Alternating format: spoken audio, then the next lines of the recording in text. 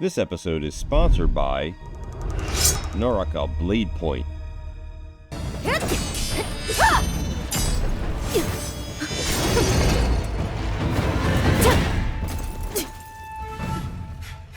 你的剑已碎，还不认输！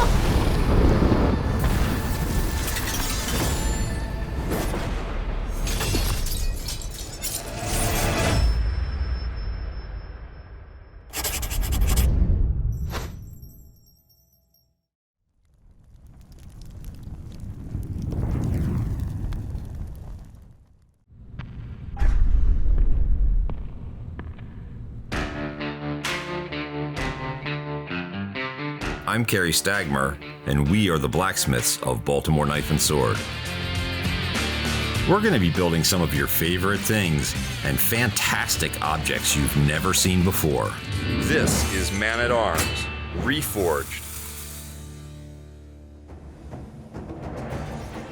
Today we're crafting the Whipsword, a newly released weapon from Naraka Bladepoint. Naraka is a melee-focused battle royale where victory always hinges on wielding a powerful weapon. The Whipsword can be seen as an evolution of the classic Chinese longsword. It retains the longsword's ability to thrust, swing, and slash, while also incorporating whip-like flexibility, allowing seamless switching between two forms. In close combat, it maintains the sword's devastating power, while at mid to long range, it can entangle enemies for crowd control. If you're a cold weapons enthusiast, you can now download Naraka for free on Steam, Xbox, or PS5 to experience this weapon firsthand. In the latest in-game event beginning December 21st, players worldwide will compete for title of the world's top Whipsword master. Dive into the action and claim your glory now. Now it's time to bring this legendary weapon to life, which will not be an easy task. Because in Man-at-Arms fashion, the Whipsword we create will be fully functional, meaning you can use it as a whip and a sword. Because we don't have a 3D rendering of this sword, but we do have an artist's print, we're going to be using this artwork and tracing directly over it in AutoCAD to create our form. So rather than developing these with an internal chain, which quite frankly there's no place to hide a chain on the inside of these blades, they're going to be segmented and then connected in the way that Nord Artisan over on YouTube did on his channel, and we'll give you the link to the info for the sword that he built. As you can see, all these individual pieces were actually different in size. That's one of the problems you have when we're working just from an artist's artwork or their sketch, that things are not exact, and they have to be pretty exact for this thing to work right. And so that's where Man-at-Arms comes in. I'll take these drawings, even them all up, make all of the pieces the same length, and we know what our overall will be. That'll make the pieces repeatable, and that will make Rob Deker much happier when we go to making the pieces in Damascus.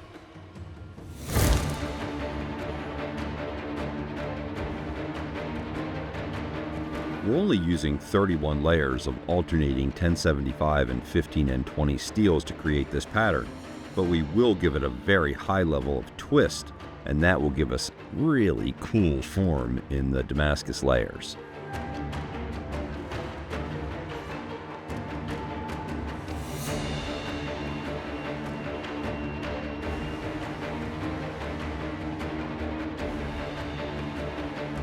Andrew's going to start this forging from very light blows from the Nasal power hammer.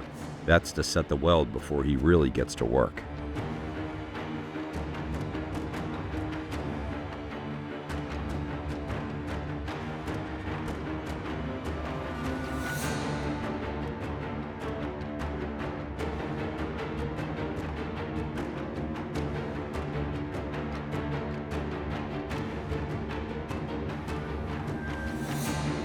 The guys then add what we call a kiss block to the power hammer die. This will allow the top die to come down and strike the material, sizing it exactly to the size of that kiss block so that we can make sure it's the same in every direction.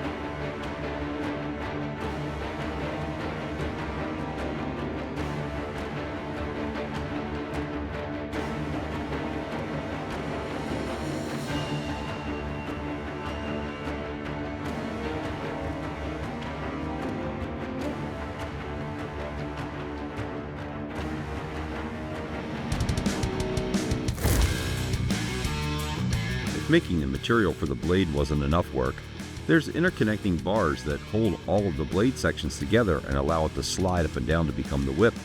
That's going to take a whole nother level of pattern welded steel, so the guys start on billet 2.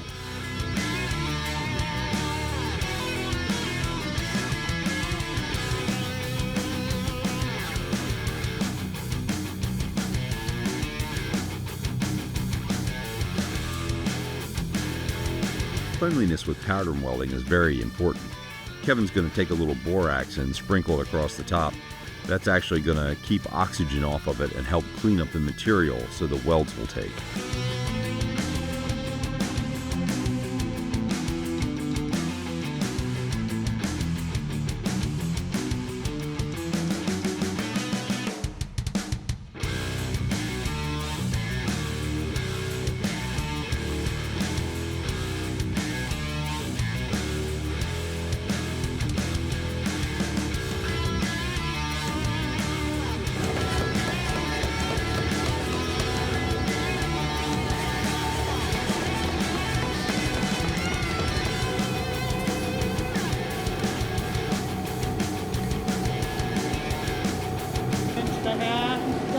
So it's like hand-to-hand across corners.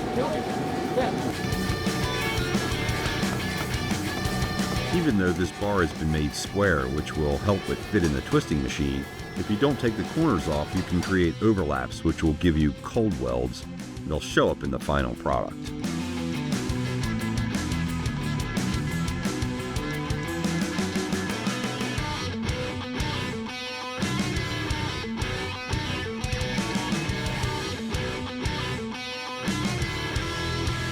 This end shape kind of looks like a dog bone, but the reason those ends are left square is the twisting machine has a socketed hole, and they've got to fit pretty closely or it'll just tear apart when he puts it on power.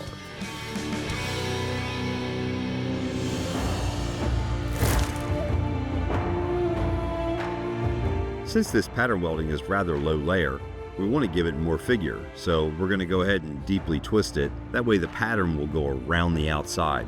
Should look great.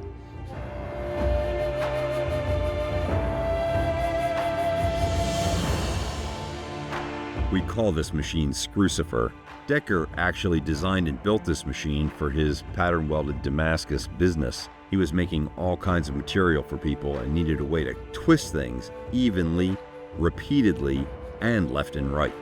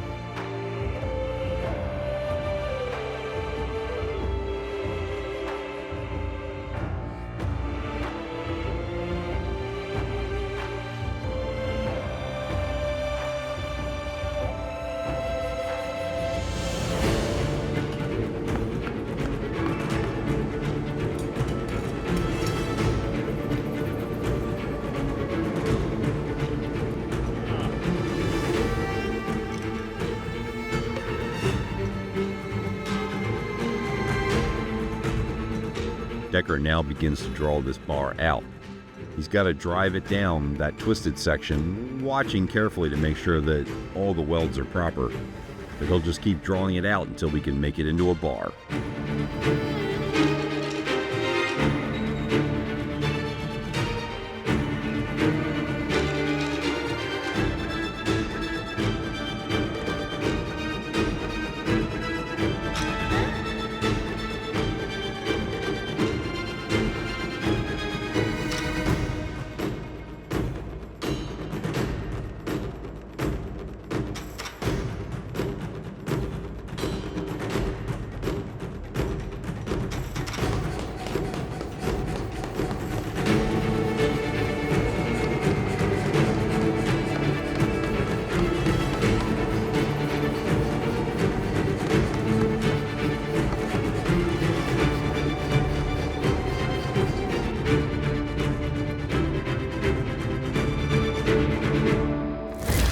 point, I am going to be doing the radius cuts on the spacer itself and then parting it all. Sometimes they even give me rough estimates of the numbers I've got to hit.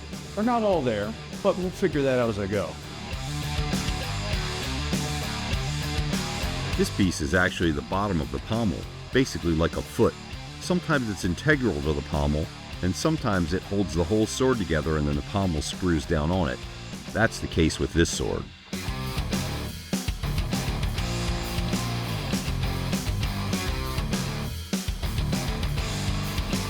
Sometimes a sword is held together by riveting. Other times it's actually screwed together. In this case, we're going to be screwing this piece together so that it can be disassembled. Butch has got to drill a hole through the center and then tap it with a set of threads.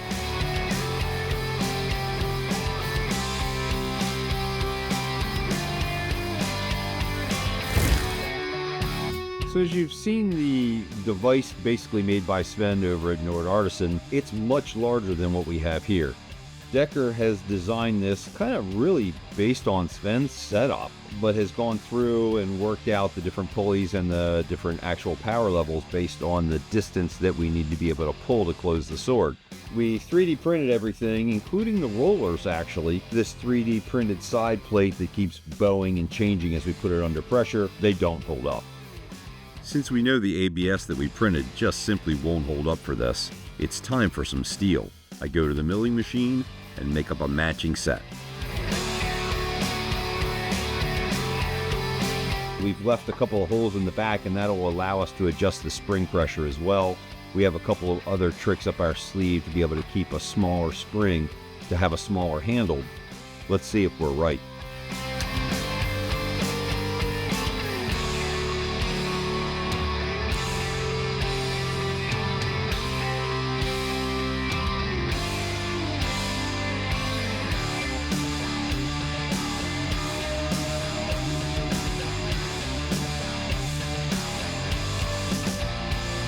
One more look at the mechanicals. We're pretty satisfied with what we have, but let's get into the next part.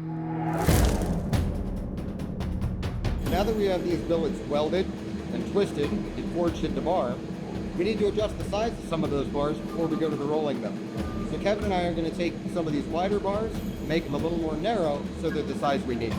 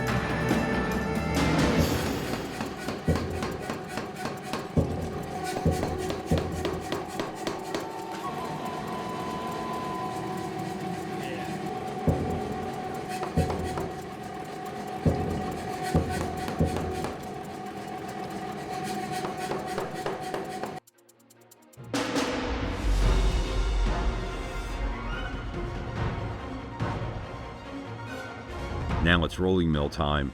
This looks like a pretty mundane, simple machine when you compare it to what the power hammers do, but it is very powerful and very dangerous. It does, however, create parallel sides, which is going to be very important when we go to the grinder.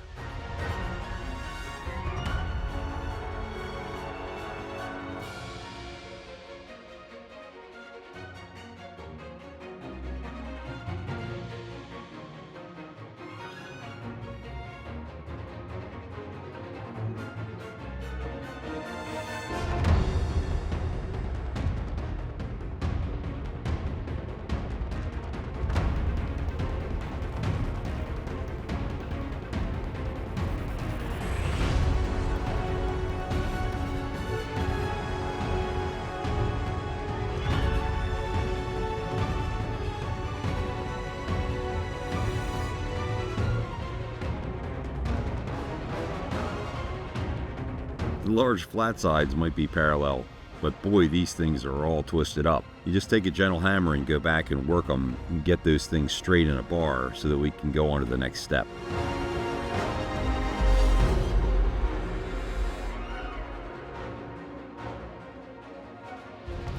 Now that we've got these bars forged and annealed, we're going to put them on the surface grinder so we can get everything flat and then adjust them to the thickness that we need.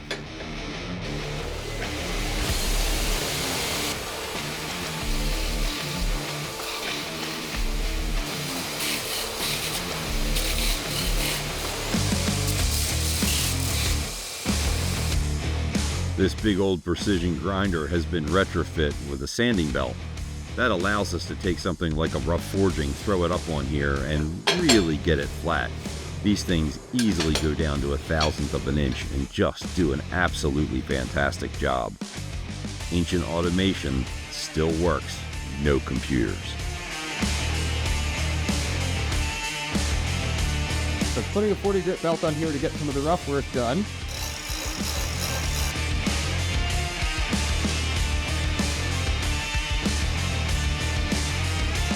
Creeping up on 200,000.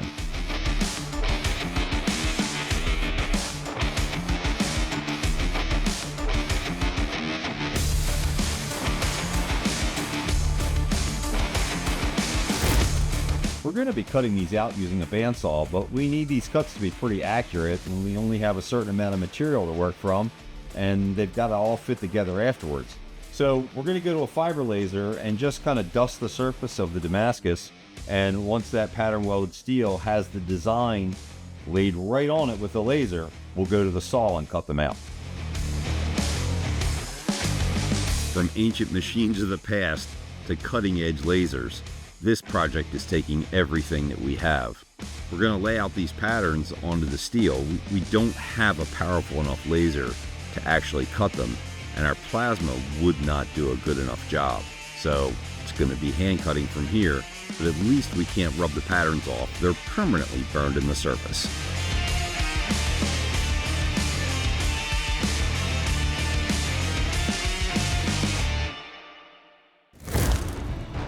Now that Kerry's got the lines laid out for me with the laser, I'm going to use my saw, cut as close to those lines as possible so we have less grinding to do in the end.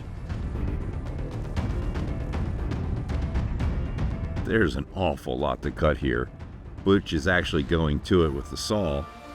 There's 12 blade sections, but there's also top bars and bottom bars, so there's another 24 after that.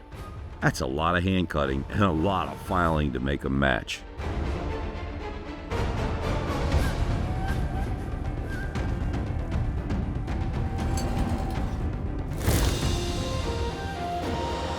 Now that I got the saw out parts, I just have to final grind down to the laser engraved lines.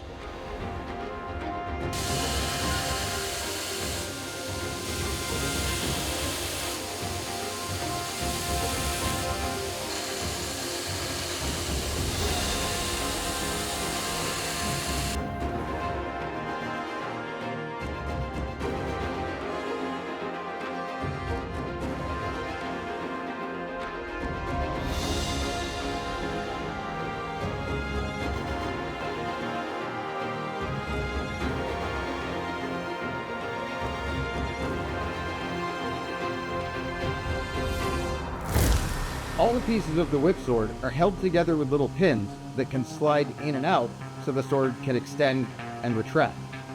But to retract the sword, we've also got to have a small cable that runs through those pins. What I'm setting up to do here is drill holes exactly in the center of the pin stock so that we can have that cable to extend and retract the sword.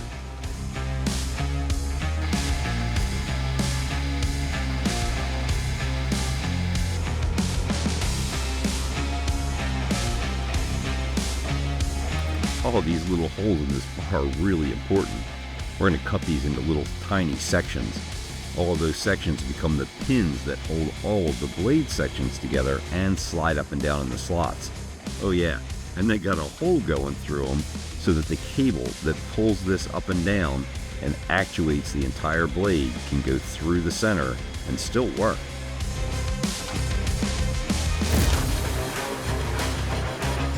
To use the laser to cut some of these pieces, we don't have a powerful enough laser to cut these pieces out completely, so it's off to the handsaw. With Ellen Durkin off today, I'm going to have to saw pierce this myself. So I'm going to take a jeweler saw and take the part that we've lasered, where we've got the design laid in there, cut around the outside, and that's going to allow me to stack them to create the guard. I'll get these guys cut out. There's actually 3 layers, plus there's a couple of small parts and some rivets. The rivets are going to hold them all together before we form them. Should look really great. Some people are really handy with these saws, and some people are pretty heavy-handed. I'm a little heavy-handed, so I tend to break a lot of blades.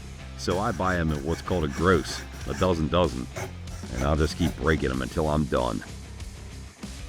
I just kind of roughly cut it off. I'll go through it with some hand files and, that big file that we call a grinder, and sand these real close so everything fits, and should be pretty fantastic. Every one of these blade pieces has a critical slot down the center. It has to be a pretty exacting size because it's going to ride on that steel pin. Every piece has to be right, and the best way to do that is with a milling machine and a skilled operator, and Butch is the perfect guy.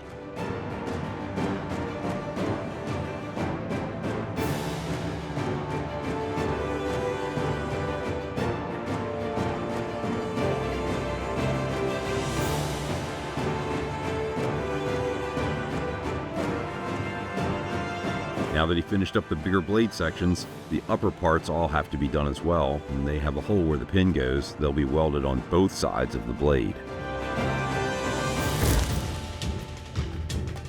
We've decided to only harden the edge sections, because there's other work that has to be done on these still where we can't have the metal hard over all the entire piece. It's kind of different than the way Sven did it. He actually assembled the entire sword and then hardened the entire sword. Seems pretty risky with warping, so we'll do each piece with the induction. That just heats up whatever's between these copper coils with no flame. It's pretty fantastic. With the whole part hot, we can actually begin to see the layers in the steel as they twist around the surface. Can't wait to see how this thing looks.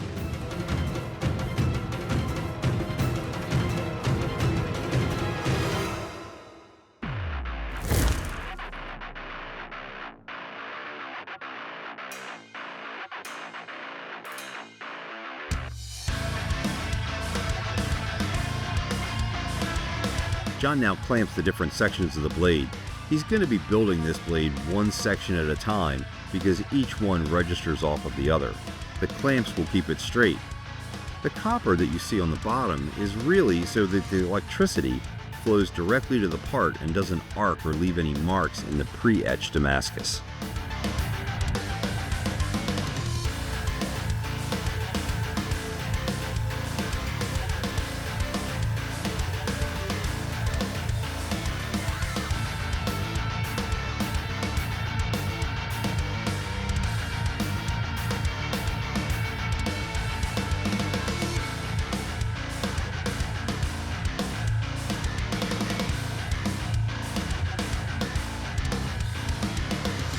So now we've reached assembly time, and this is one of those points where if we make a mistake now, it's going to be very difficult to step back and fix things. Got these little pins, and they're cross-drilled in relief so we can put the cable through them. They're going to go into this hole. They've got to be oriented in such a way that the cable can ride through. It'll then ride through the slot. The pin rides in this big slot, and that's what stops and starts the entire blade. Once we start welding these in, it's got to be right, because going back and fixing anything will be extremely difficult.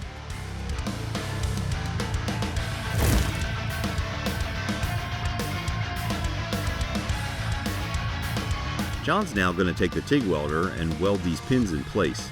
We thought about letting them float and they would spin with the cable, but then I became very concerned that there wouldn't be enough strength in the blade. By welding these in place, it should keep the cable right down the center and keep all the blade sections in place and all together.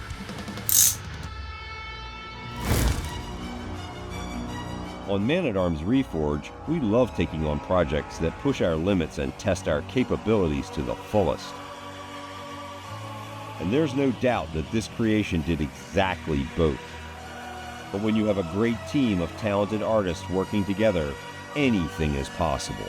So sit down and get ready, because seeing this one in action is pretty epic.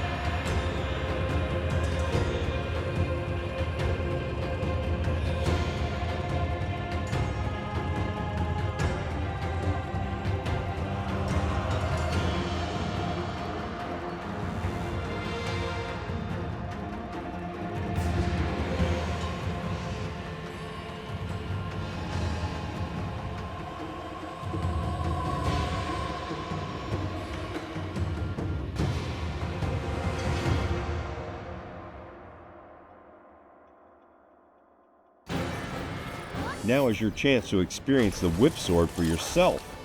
Download Naraka Bladepoint today and compete worldwide for the title of World's Top Whipsword Master. Play now. Click here to subscribe, or click here to subscribe to Baltimore Knife and Sword. Click the video to see more here on the All Me channel.